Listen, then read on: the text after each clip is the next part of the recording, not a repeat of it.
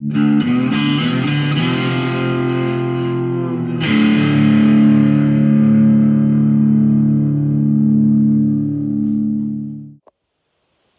back to the channel. Today we are working on a Sonny Jr. harmonica amp. This is a ginormous amp, 4 10s, maybe 4 8s. I can't remember, but we'll see when we spin it around. Kind of a neat amp. I wasn't going to do a video on it, but then I thought, you know, it's kind of a rare amp. There's not too many of them out there. So for anybody that's looking to buy one or maybe even build one, you can at least get a look at it here. We'll show you the inside and all that. Second time I've worked on this amp. It came in once before for some repair. You can see it's been beat to hell and back, which is exactly why it's back in. Kind of looks like he drags it down the steps. Yeah, that's because he does.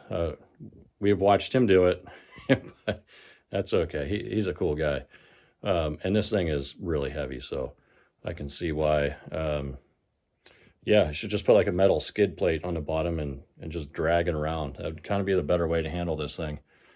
So probably 95, 96 based on the date codes of the potentiometers.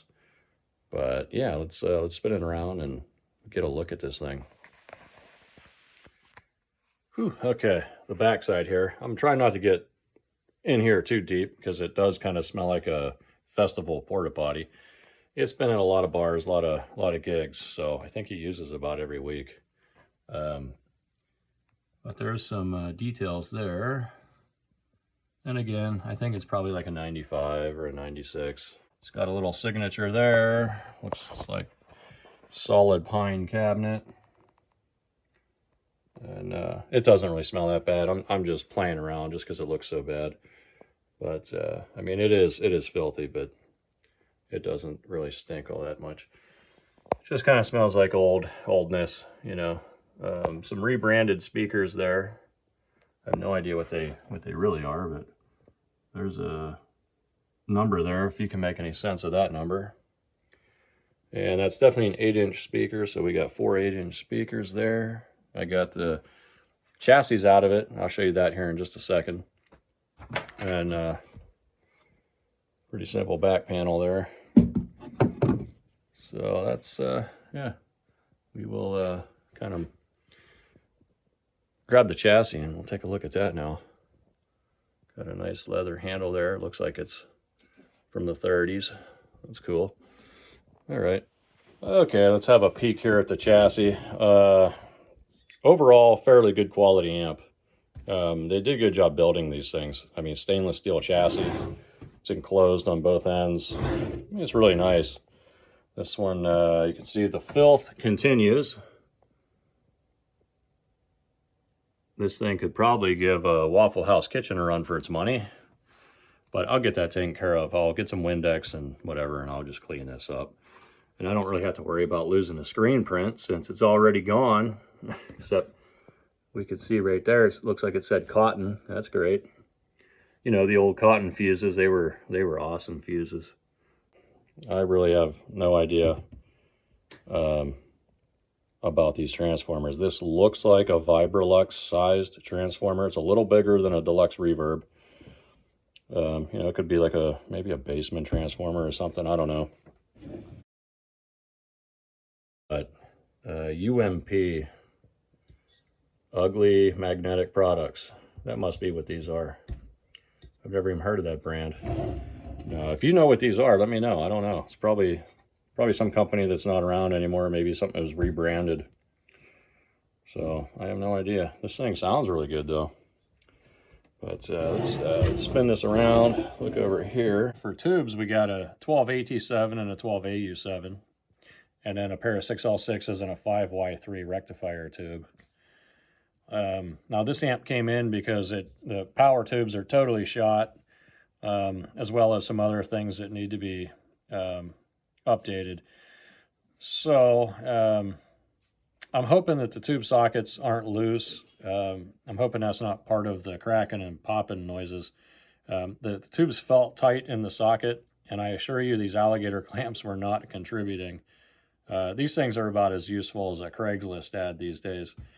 I would, if it were my amp, I'd pull these off and put spring type retainers on here. These things you have to kind of preload it, stick your tube in, and then they just gouge your tubes up, and then they come loose over time and your tubes fall out. So I don't really care for these much, but it's not my amp, so it doesn't really matter. It's got a low level output, which is kind of neat.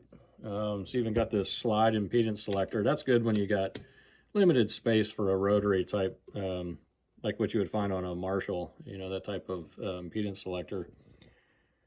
But let's go ahead, we'll take a look at the inside, and I'll show you the mess that awaits us in there. As we move in here on this enclosure, you can no doubt see exactly what went wrong. The cathode, resistor, and bypass cap that reside in this general location, they were the unfortunate victims of a premature cremation. They were absolutely cooked. And my guess is that this has been an ongoing problem in this amp for quite some time. Because I've since in the past, I've replaced that bypass cap, and I can tell other people have worked on it many times also. You can see this is actually a fiberglass board, and here we are pretty much down to the bare fibers. So this thing has gotten hot probably many times. Maybe Sonny Jr. ought to rename this thing from the SJ1 to the crematorium. I mean, it is stainless steel after all. It's a very simple amp. There's really not a whole lot to go wrong, so I'll kind of let you take a look in at the rest of the circuit here on this amp. It's a very low gain amplifier. It's probably why all these heater wires are just laying in here. They're not twisted up. You know, you can crank this thing up and it doesn't really produce a lot of distortion in any way. Obviously it is a harmonica amp. You wouldn't really want that. It's a great sounding amp though.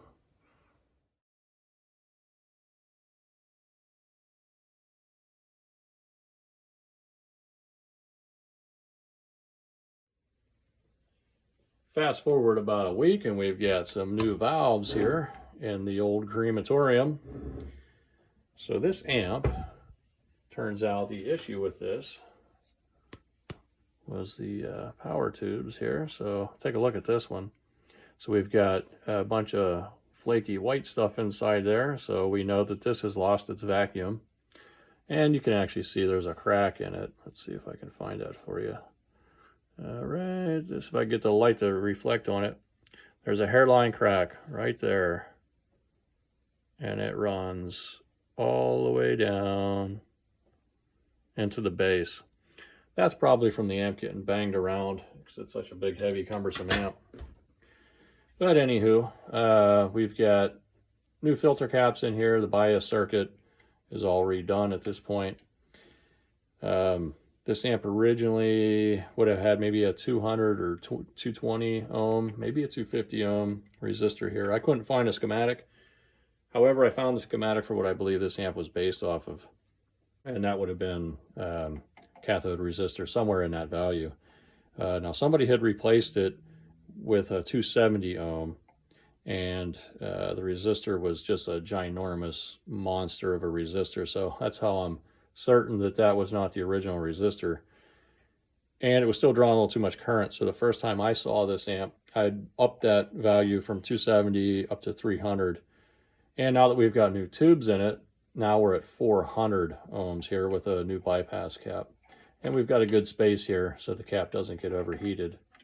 And that way it won't blow its guts all over the inside of the amp like it did the previous time.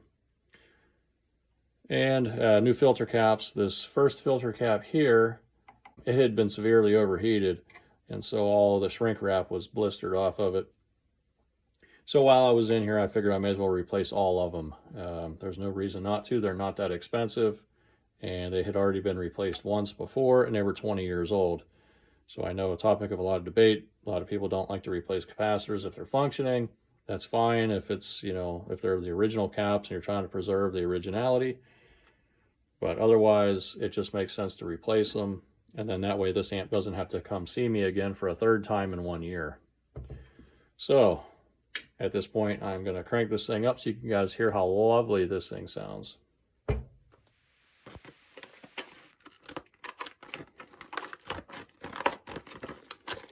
Ah, man. Make these tough to cut through.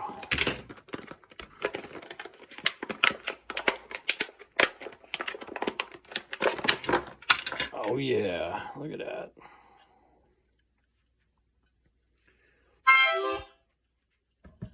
Okay.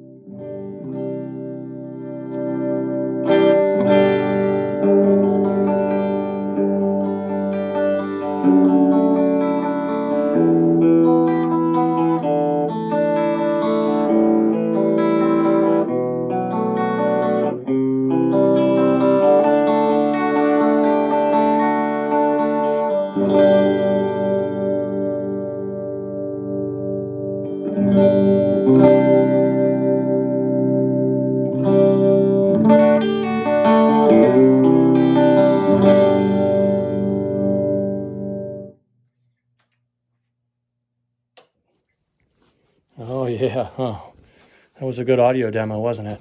Yeah. Yeah, okay. Well, your ears aren't bleeding. That's a good thing. Well, that's going to wrap it up for the Sonny Jr. demonstration and, well, not a tutorial, but a inside look at the guts of this amp and the repair. Hopefully you enjoyed it. If so, like, subscribe, comment, do all those good things, and we'll see you guys in the next video. What'd you think, Marlon? Did you like that audio demo? No, you didn't care too much, did you? See you later. Thanks for watching.